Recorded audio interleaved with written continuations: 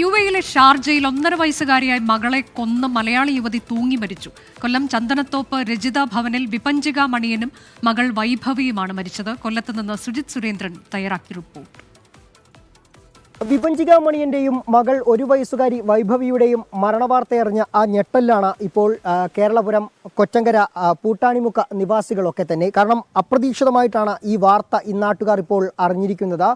ഇക്കഴിഞ്ഞ 8-ാം തീയതിയാണ് രാത്രി 11 മണിയോടുകൂടി വിപഞ്ചികയെയും കുഞ്ഞിനെയും ഷാർജയിലുള്ള ഫ്ളാറ്റിൽ മരിച്ച നിലയിൽ വേലക്കാരി കണ്ടത്. ഇക്കാര്യം ഉടൻ തന്നെ ഭർത്താവിനെയും അറിയിക്കുകയായിരുന്നു. തുടർന്നാണ് ഷാർജ പോലീസ് സ്ഥലത്തെത്തിയത്. ഈ സംഭവത്തിൽ ഇപ്പോൾ മരണത്തിൽ അസ്വാഭാവികതയുണ്ടെന്നും അന്വേഷണം വേണമെന്നും ആവശ്യപ്പെട്ടുകൊണ്ട് വിപഞ്ചികയുടെ മാതാവ് ശൈലജ ഇപ്പോൾ പോലീസിൽ പരാതി നൽകുകയും ചെയ്തിരിക്കുകയാണ്.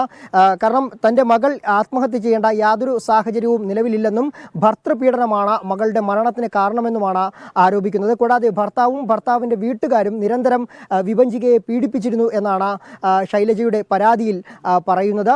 മാത്രമല്ല വിപഞ്ചികയുടെ സ്വർണം അടക്കമുള്ളവ നിധിൻ കൈവശപ്പെടുത്തുകയും അത് വിപഞ്ചിക പോലും അറിയാതെ മാറ്റുകയും ലോക്കറിൽ നിന്ന് മാറ്റുകയും ഒക്കെ ചെയ്തു എന്ന തരത്തിലുള്ള കാര്യങ്ങളാണ് ഇവർ വെളിപ്പെടുത്തിയിട്ടുള്ളത്. എന്തായാലും ഇപ്പോൾ ഞാൻ നിൽക്കുന്നത് കൊച്ചങ്കര കേരളപുരത്തുള്ള വിപഞ്ചികയുടെ വീടിന് സമീപത്താണ്. നാട്ടുകാരൊക്കെ തന്നെ നമുക്കൊപ്പമുണ്ട്. അവരൊന്നും തന്നെ ഈ സംഭവം നേരത്തെ അറിഞ്ഞിരുന്നതിന് ഇന്ന് അല്പസമയം മുമ്പാണ് ഈ ഞെട്ടിക്കുന്ന വാർത്ത ഈ പ്രദേശവാസികൾ അറിഞ്ഞിരിക്കുന്നത്. എന്താണ് ചേട്ടാ ഈ വാർത്ത കേട്ടപ്പോൾ അറിഞ്ഞത്? ഞാനിപ്പോൾ സ്ഥലത്തില്ലായിരുന്നു, ഇവിടെ വന്നതേ ഉള്ളായിരുന്നു. അപ്പോഴാണ് ഞാൻ അറിഞ്ഞത്. അപ്പം ഞാനും ഡീറ്റെയിൽ അറിഞ്ഞില്ലായിരുന്നു, ഇപ്പോഴാണ് കറക്റ്റായിട്ട് അറിയുന്നത്. അപ്പോൾ ഇവരെല്ലാം ഗുരുവായൂർ പോയിരിക്കുകയാണ്. വന്നെങ്കിലേ കറക്റ്റായിട്ടുള്ള കാര്യങ്ങൾ നമുക്ക് അറിയാൻ പറ്റത്തുള്ളൂ. ഇങ്ങനെ ഈ കുട്ടിയെ കുറിച്ചും ഈ വിവാഹത്തെക്കുറിച്ചും ഒക്കെ എങ്ങനെയാണ് നിങ്ങൾ? കുഴപ്പമൊന്നുമില്ല, നല്ല കുട്ടി, നല്ല അങ്ങനെയൊന്നുള്ള പ്രശ്നങ്ങളൊന്നും ഉള്ളതെല്ലാം. ബാക്കിയുള്ള ഒന്നും കാര്യങ്ങൾ നമുക്ക് അറിയത്തില്ല. എനിക്ക് ഈ കൊച്ചിനെ വല്ലതായിട്ട് അറിഞ്ഞോളൂ. അപ്പോൾ അടുത്താണെങ്കിലും ഞാൻ അങ്ങനെ വലിയ പരിചയമില്ല. പിന്നെ മറ്റവരൊക്കെ നല്ല സുഖകര, അമ്മയും ഒക്കെ ആങ്ങളെ അറിയാം. അവരൊക്കെ നല്ല സഹകരണമൊക്കെ ഉള്ളവരാണ്.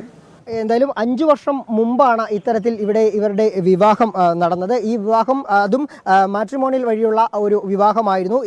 വിഭജിക വിദേശത്ത് തന്നെയായിരുന്നു ജോലി ചെയ്തിരുന്നത്. അങ്ങനെ അവിടെ തന്നെയായിരുന്നു ഈ ഭർത്താവ് നിതീഷും ജോലി ചെയ്തിരുന്നത്. അങ്ങനെ വീട്ടുകാർ തീരുമാനിച്ച വിവാഹം നടത്തുകയായിരുന്നു. ആ വിവാഹത്തിന് ശേഷം തന്നെ കുറച്ച് ദിവസങ്ങളായി കഴിഞ്ഞപ്പോൾ തന്നെ അവർക്ക് ജീവിതത്തിൽ ചില പ്രശ്നങ്ങൾ ഉണ്ടായിരുന്നതായി വിഭജിക പറഞ്ഞിരുന്നു. അതിനുശേഷം ഇവർ കൗൺസിലിംഗ് ഒക്കെ നൽകുകയും രണ്ടുപേർക്കും കൗൺസിലിങ്ങിനൊക്കെ പോയിരുന്നു. അതിനുശേഷം ഏതാണ്ട് കഴിഞ്ഞ 1 വർഷം മുമ്പാണ് ഇവർ വലിയ രീതിയിൽ ഈ പ്രശ്നങ്ങൾ ഉണ്ടാവുകയും അഭിഭാഷകനെ സമീപിക്കുകയും ഒക്കെ ചെയ്തത്. വിഭജിക അവസാനമായി ഇവിടുത്തെ ഈ കേസിന് ഒരു ഡിവോഴ്സുമായി ബന്ധപ്പെട്ട് അഭിഭാഷകനെ ഫോണിൽ ബന്ധപ്പെട്ടിരുന്നു. ആ അഭിഭാഷകനോട് രാത്രി 8 മണിക്കകമാണ് അഭിഭാഷകനെ ഫോണിൽ ബന്ധപ്പെട്ടത്. തനിക്ക് ചില കാര്യങ്ങൾ പറയാനുണ്ടെന്ന് അറിയിക്കുകയായിരുന്നു. അതിനുശേഷം അഭിഭാഷകൻ ഒരു 8:30 ഈ വിഭജികയ്ക്ക് തിരിച്ച മെസ്സേജ് അയക്കുകയും ചെയ്തു. എന്നാൽ ആ മെസ്സേജ് വിഭജിക കണ്ടിരുന്നില്ല. പിന്നീട് രാത്രി 11